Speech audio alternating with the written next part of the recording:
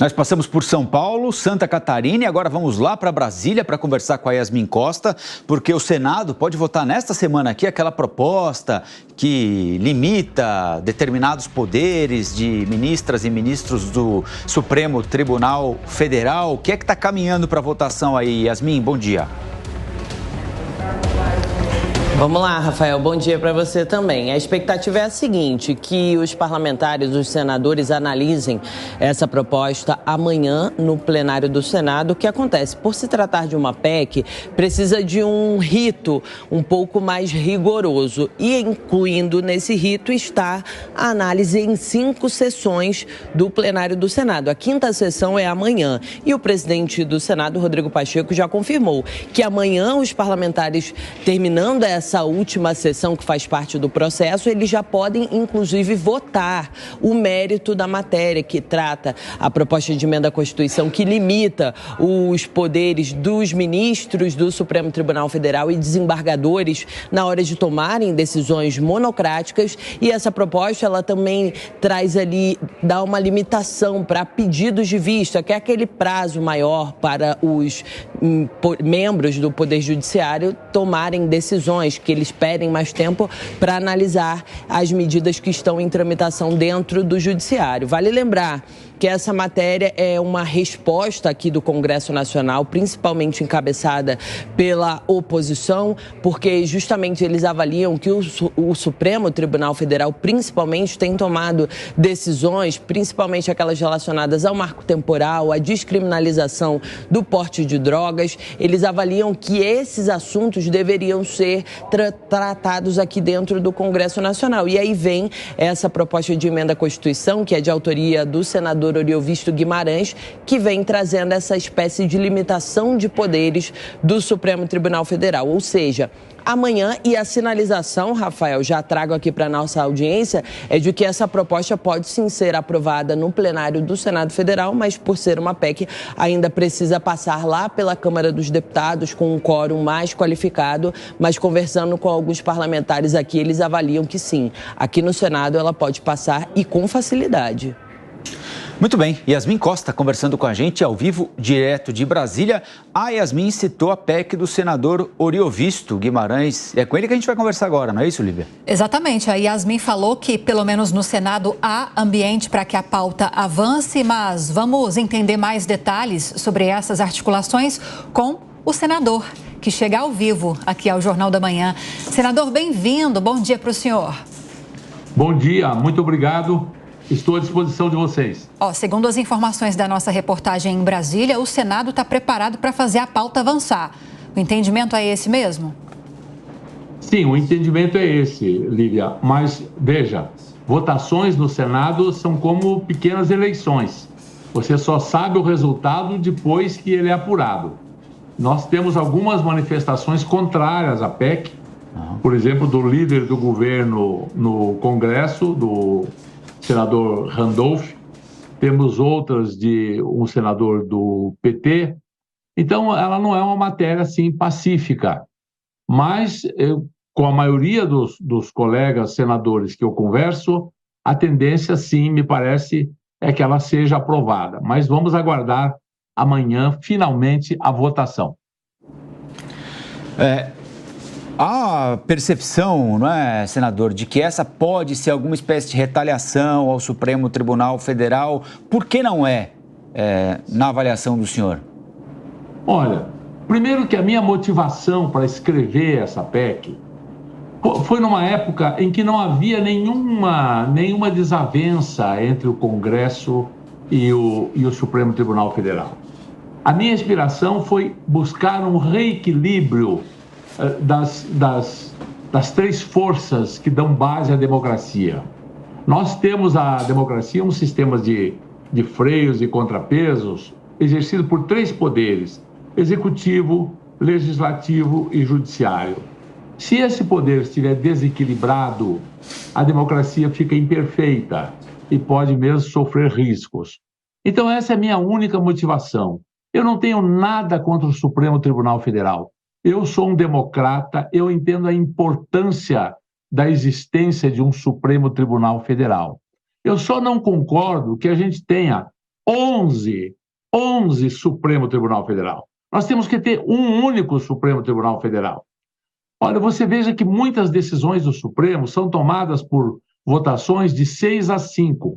Ou seja, 6 ministros pensando de uma maneira, 5 pensando da maneira oposta. Se cada um começa a decidir sozinho, a nossa segurança jurídica acaba. Hoje em dia, os advogados mais espertos já acompanham jurisprudência de cada ministro. É como se cada ministro fosse o dono da verdade. E ficam fazendo torcida para que seu processo caia com o ministro A ou com o ministro B, porque sabem como eles pensam. Eu acho que órgão colegiado não tem lugar para personalismo. Quem está no órgão colegiado deve sempre se submeter à maioria do colegiado. E isso que nós queremos, um Supremo que decida pelo colegiado e não mais decisões individuais. Amanda Klein. Olá, bom dia, senador, bem-vindo à Jovem Pan. Senador, recentemente, e até por mais de uma vez, o presidente do STF, Luiz Roberto Barroso, tem repetido que o Supremo não é o grande problema do país e que o Congresso, obviamente, é um lugar apropriado para se travar esse tipo de debate, mas que haveria outras prioridades, outras urgências e que o Supremo tem prestado bom serviço à democracia. O senhor concorda com essas declarações? Não, Amanda, eu não concordo com essas declarações. Eu vou te responder com um exemplo muito simples e que você certamente e os nossos telespectadores vão entender. Todos nós nos lembramos de uma lei chamada Lei das Estatais. Essa lei foi aprovada pelos 513 deputados, pelos 81 senadores e promulgada lá pelo presidente. Ela está em vigor há mais de 6 anos, estava em vigor há mais de 6 anos. Veja como o Supremo pode ser, sim, um problema para o Brasil. O ministro Lewandowski, um mês antes de se aposentar, ele simplesmente suspendeu essa lei numa decisão monocrática, ou seja, uma decisão individual, e uma decisão provisória, né? Liminar. O que aconteceu? Por que essa lei existia? Por que essa lei era tão comemorada? Porque ela impedia o Executivo de nomear nas estatais brasileiras, vale dizer, Petrobras e outras tantas, políticos, dirigentes partidários. Essa nomeação de políticos e dirigentes partidários para as estatais brasileiras fez com que as estatais perdessem valor, deu origem a mensalão, deu origem a petrolão, e foi por isso que essa lei foi feita. Agora, veja, todo o Congresso Nacional aprovou uma lei saneadora. Vem um único ministro, o Lewandowski, e suspende a lei. Qual é a consequência disso? O Lula já nomeou um monte de gente para estatais. A Petrobras, esses dias, está mudando o seu regulamento interno para aceitar na diretoria políticos e dirigentes partidários. Isso é um problema sério. Eu poderia citar mais 10 exemplos, mas eu não tenho tempo para isso aqui. Eu sei que o tempo do nosso programa é apertado, mas é um problema assim. Eu elogio tudo que o Supremo tem feito pela manutenção da democracia brasileira. Bato palma. Mas isso não quer dizer que tudo que ele faça é bom. Não. Nós precisamos, sim, regulamentar essas decisões monocráticas e esses prazos de vistas. Essa mesma decisão do Lewandowski voltou para o Supremo julgar. O ministro pediu vista, o Toffoli pediu vista e está com o processo. E ele vai ficar com as vistas, a perder de vistas, e o Lula vai continuar nomeando para 500 cargos em estatais políticos, repetindo uma prática horrorosa que essa lei evitava. O Cláudio Dantas quer fazer uma pergunta para o senhor também, senador. Pois não. Bom dia, senador. Tudo bem? Senador, o senhor citou algo muito importante também que traz a PEC, que é o tempo, a delimitação do tempo de você ter uma decisão monocrática e levá-la a plenário. Eu conversando com o presidente da Câmara, Arthur Lira, ele também sugeriu que você tenha uma restrição da possibilidade de que um parlamentar ou um partido apresente qualquer tipo de questionamento de recurso, de ADI, de ADPF, ao Supremo, justamente para tentar derrubar alguma lei que foi aprovada no Congresso. Como é que o senhor verifica aí essas duas questões? Eu gosto da posição do presidente da Câmara, mas essa é uma iniciativa que tem que partir da Câmara ou que tem que partir dos próprios partidos políticos. Isso não é um problema do Supremo, é um problema do Congresso.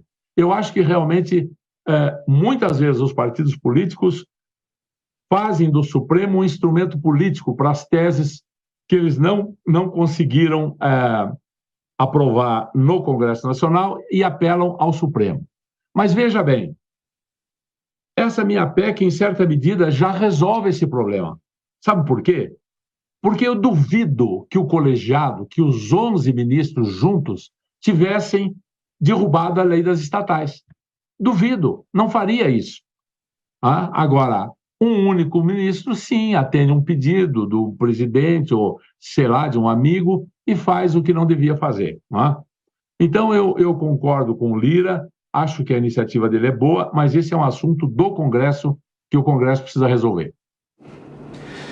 Senador Oriovisto Guimarães, pelo Podemos do Paraná. Senador, boa semana para o senhor. Nós vamos conversando aí pelos próximos dias para avaliar o andamento da PEC aí. Boa sorte e até a próxima.